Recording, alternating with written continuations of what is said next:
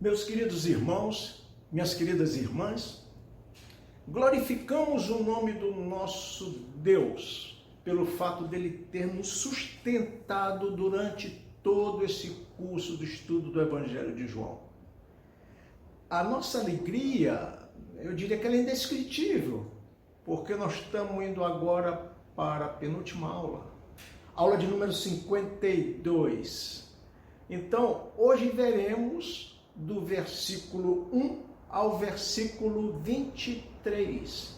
E hoje nós temos uma aula interessante. Vamos ver no capítulo 21, a restauração de Pedro, que é um título muito interessante. Assim eu queria que você pausasse o vídeo, leia bastante o capítulo 21 e veja os detalhes, porque eu vou trazer informações surpreendentes para você. Eu quero esclarecer que nós não vamos entrar em algumas declarações que circundam esse texto. A exemplo, o tipo de morte que Pedro teria lá em Roma. A exemplo do fato de que esse capítulo também teria sido escrito por um contemporâneo de João, um coautor. Só sabemos que o todo do Evangelho de João é um texto canônico e isso nos basta. Assim sendo, eu estou querendo focar hoje nos últimos ensinamentos do Senhor Jesus para todos nós e observar a forma com que ele restaura Pedro, uma forma simples, sutil, didática, que é a forma que ele restaura cada um de nós. Esse texto, ele traz ensinamentos preciosos para todos nós. Ele nos ensina a habilidade do Senhor Jesus, o cuidado, o zelo, o amor para restaurar cada um de nós. E ele destaca o afeto com que ele se dirige a Pedro. Como é que ele traz essa graça restauradora àquele que seria o líder da sua igreja. A narrativa de Pedro no capítulo 21 nos diz que Jesus aparece mais uma vez aos seus discípulos e dessa vez ele está à beira do mar da Galileia. E Pedro, como era de fato um líder, ele foi acompanhado por mais 6 dos discípulos de Jesus. Tomé estava com ele, Natanael, os 2 filhos de Zebedeu, que é João e Tiago, e mais 2 discípulos, ao todo 7 pessoas. Simão Pedro diz o seguinte: eu vou pescar. O que significa essa frase do Simão? Eu vou pescar. Como estaria a motivação? Como estariam as emoções? Como estaria o coração de Pedro após ter traído vergonhosamente o mestre? Como estaria João? Como estaria Pedro? Como estariam os discípulos? Bem, os primeiros versículos do capítulo 21 nos dão algumas diretrizes que nos permitem avaliar o ambiente que estavam entre esses. Obviamente é um clima de tristeza. Pedro, mais introspectivo, porque Pedro havia afirmado em alto e bom tom que seguia Jesus, nem que isso custasse a sua própria vida. João 13, versículo 37, ele disse isso. Pedro, por conta desses arroubos, por conta dessa arrogância, na verdade ele havia posto na lama aquela amizade de 3 anos de amor com Jesus, onde ele negou Jesus por 3 vezes. Nós podemos imaginar que Pedro, depois dessa negação, os evangelistas sinóticos dizem que ele chorou amargamente. Então ele era um homem triste, um homem sem chão, um homem que estava sem norte, sem sul, e por isso ele diz: olha, eu vou pescar. Na verdade, quando ele diz eu vou pescar, o João está querendo nos dizer o seguinte: olha, eu estou voltando para fazer a única coisa que eu sei fazer, eu estou voltando para fazer a única coisa que de fato eu sei fazer. Tentei ser discípulo do mestre e falhei.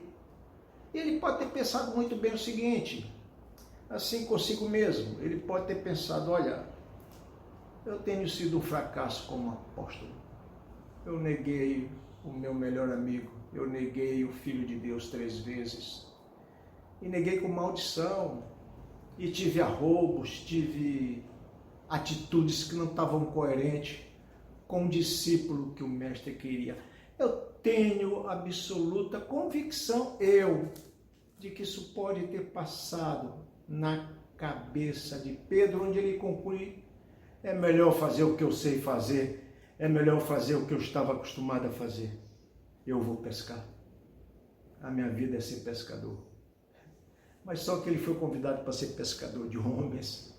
Bem, como Pedro era um líder, os discípulos que estavam com ele acompanharam.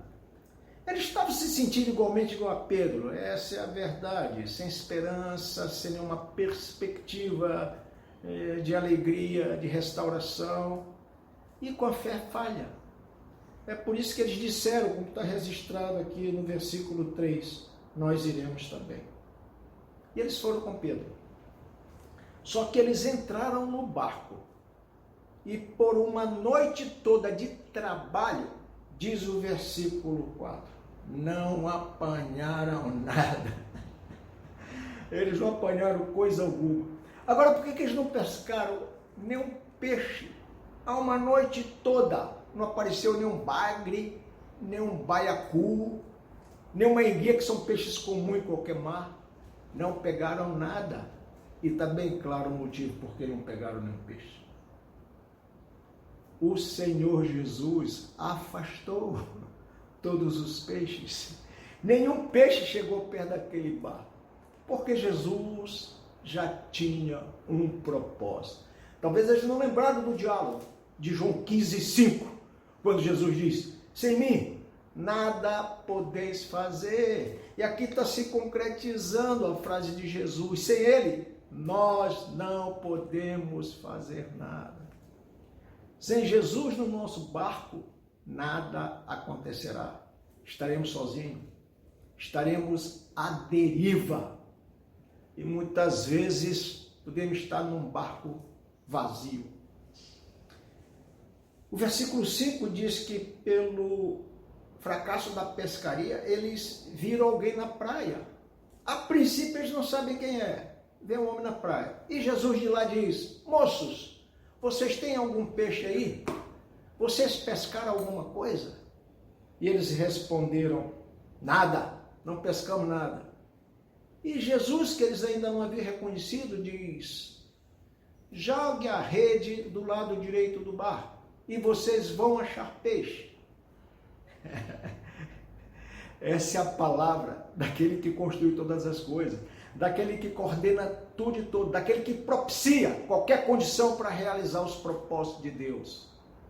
E aqui vai acontecer mais uma interferência soberana, milagrosa, daquele que é o dono de toda a criação, como fez em outras passagens do Evangelho, citada por João, a exemplo de acalmar aquela tempestade, andar acima do mar, a pesca maravilhosa, a primeira pesca maravilhosa. Mas eu quero chamar a atenção para o fato de que aqui, Pedro já nos mostra uma mudança de comportamento. Sim. Pois se fosse o velho Pedro, ele teria dito, quem esse homem pensa que é? Ele pensa que peixe escolhe lado de barco para ficar? Será que ele não vê que passamos foi uma noite pescando e ele vem ensinar pescador a pescar? Mas o versículo 6 diz que eles fizeram o que Jesus disse. Imediatamente perceberam algo diferente. Assim que jogaram a rede, ela se encheu automaticamente de peixe. E eles não conseguiram nem puxar para próximo do barco devido à grande quantidade de peixe. Aí o discípulo que Jesus amava disse a Pedro, Pedro, esse é o Senhor Jesus. Ele reconheceu o Senhor Jesus. Mesmo estando de longe, mas aquela palavra, o cumprimento da palavra, o discípulo amado disse: esse é o mestre, esse só pode ser o mestre. E ele diz: Pedro, esse que está ali é o Senhor. E Pedro, quando ouve isso de João, ele diz: nós vamos estar aí com o Senhor. Vestiu sua roupa exterior e se lança no mar e vai até Jesus. Ele não queria ver o Senhor, a menos que tivesse devidamente vestido. Isso não mostra respeito, reverência.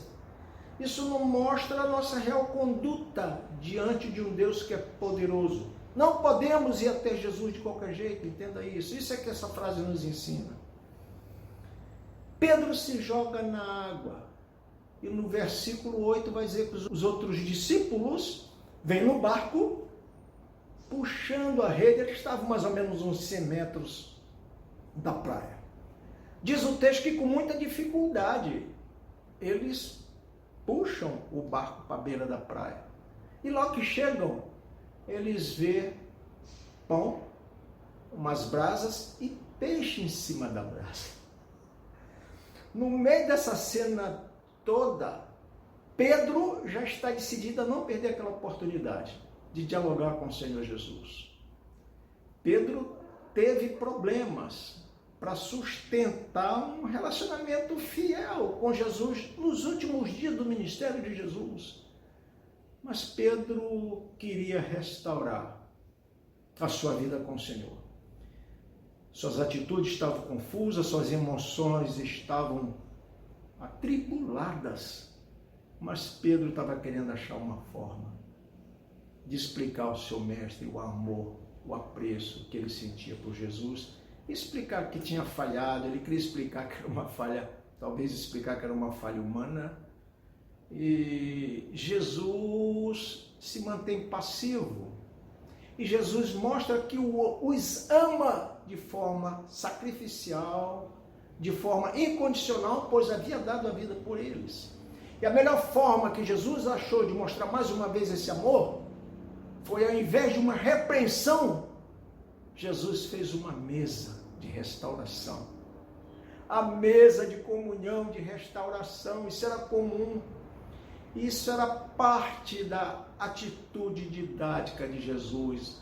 Vamos dizer assim, um café da manhã com pão e peixe. De onde vieram aqueles pães e peixes? Uma pequena multiplicação ou foi uma geração? Faça-se peixe e pão. Pode ser possível, pense nisso. Bem, ainda que improvisada, ali estava uma mesa, um costume didático de Jesus, para significar comunhão, partilha, consagração, representar amor e ali representar reconciliação. Muitas vezes conversas íntimas se deram ao redor de uma mesa e Jesus chega para se encontrar com esses discípulos. O único propósito tinha na mente de Jesus: restaurar o relacionamento com eles e de forma particular com Pedro. Por que com Pedro? Porque Pedro era importante para o Senhor Jesus, para a continuidade do ministério de Jesus. Bem, diante daquela pesca maravilhosa, Jesus mostra sua divindade mais uma vez. Nos últimos dias ele está demonstrando que ele é de fato Deus. Isto ficou patente. E João segue aqui seu propósito de mostrar Jesus como o verbo encarnado, que ele vem mostrando desde o começo do seu evangelho. Eu acredito que eles comeram, se arregalaram, se abraçaram, conversaram amenidades, até que Jesus se dirige a Pedro e diz: Pedro, tu me ama mais do que estes. Aí tem algum significado. Ele pode estar dizendo: você me ama, Pedro, mais do que esses me amam.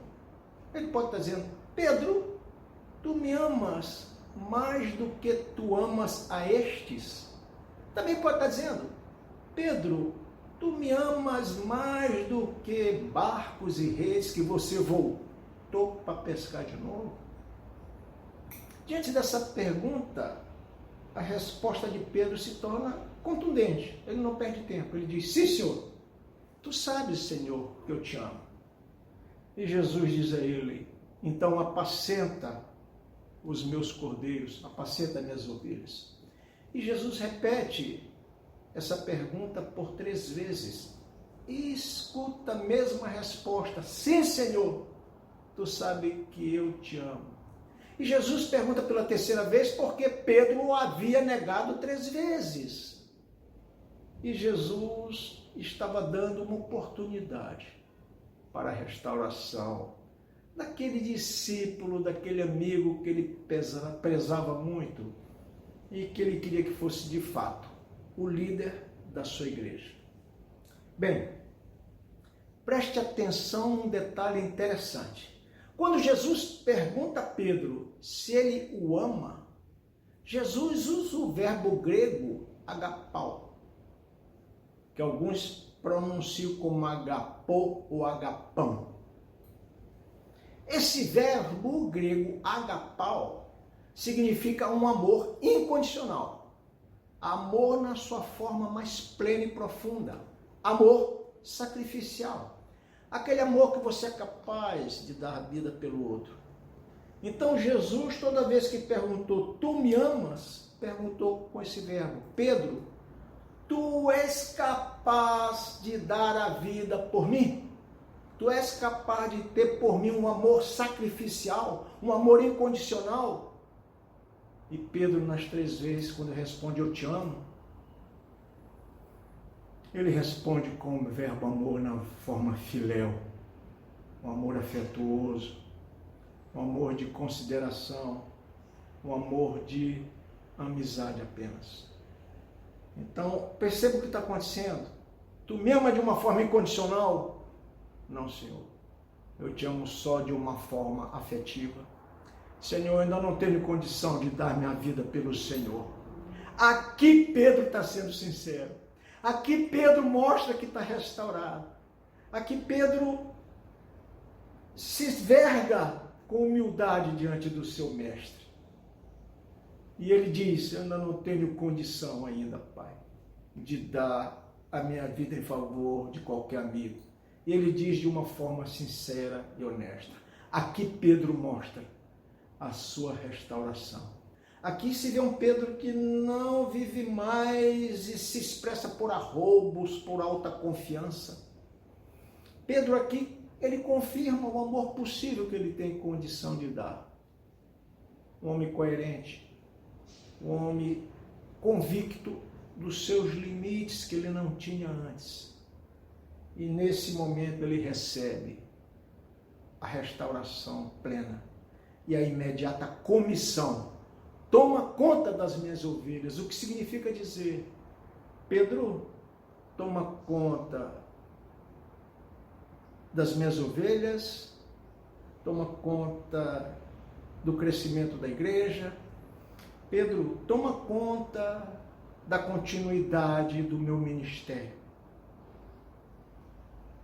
Nesse mesmo local, preste atenção, ele convidou Pedro para ser um pescador de homens. E agora, nesse mesmo lugar, ele dá outra comissão.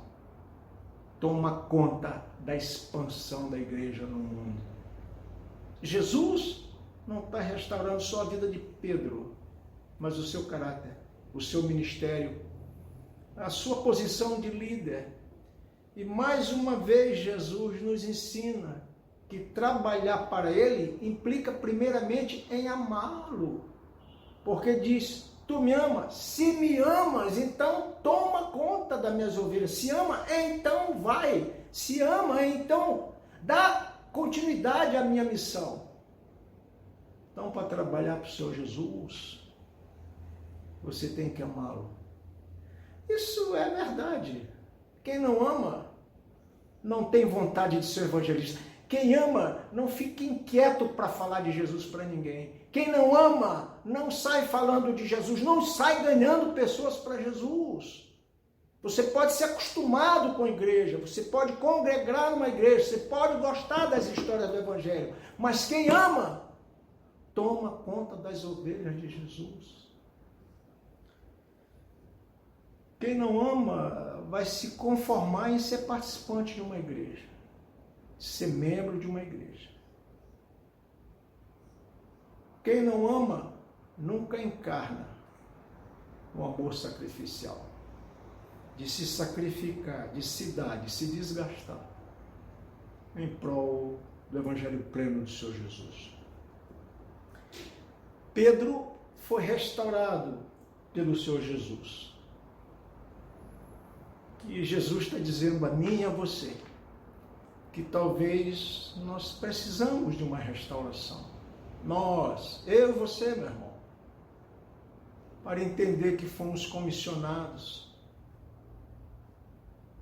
Assim como o Pai me enviou, eu envio vocês. Fomos comissionados para mostrar esse amor sacrificial,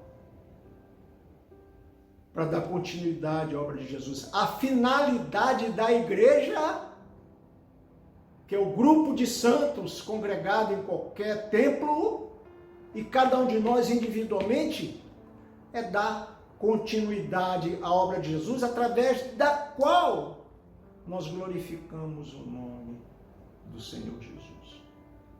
A Bíblia é bem clara que fomos gerados a glorificar o nome de Deus. E a forma mais plena, mais sublime, mais representativa, mais consciente, mais reconhecida de glorificar o nome de Deus é amando o Senhor Jesus. E quem ama, o proclama para a salvação de outras pessoas que estão perdidas sob a ira de Deus, como vimos em João 3,36. Eu espero que você tenha gostado dessa aula de hoje. Eu espero que você tenha entendido que o Senhor Jesus vem e põe uma mesa para restaurar todos que estão perdidos, os que estão cansados, os que estão sobrecarregados, os que estão comodistas, os que estão simplesmente acostumados a frequentar culto dominical. É importante o culto dominical? Lógico. O domingo da ressurreição é festejado a cada domingo no culto dominical com nossos irmãos. Mas não foi esse o principal propósito que ele deu. O principal propósito que ele deu, tu me amas? E a gente responder, sim, Senhor, eu te amo. Então, apacenta as minhas ovelhas. Nós somos o Pedro do nosso Senhor. Nós temos que ir no trabalho, no ônibus, em qualquer fila, na espera de um atendimento, de um médico, dá a entender que somos crentes. Dá a entender que temos uma identidade. Não somos agentes secretos. Somos agentes do reino de Deus, para manifestar a sua glória, proclamando a salvação, através de contar às pessoas a vida de Jesus. E você pode contar através dessa aula de hoje, por exemplo. Então melhore essa aula, faz um estudo bíblico no teu trabalho, na tua casa, vai vendo esse vídeo de forma pausada e explica para os teus colegas. Esse é o propósito desse canal. Espero que você tenha gostado da aula de hoje, que você me ajude a divulgar esses vídeos que têm tão somente a preocupação de glorificar o nome de Deus, e você pode vir conosco nesse ministério. Que o Senhor te abençoe.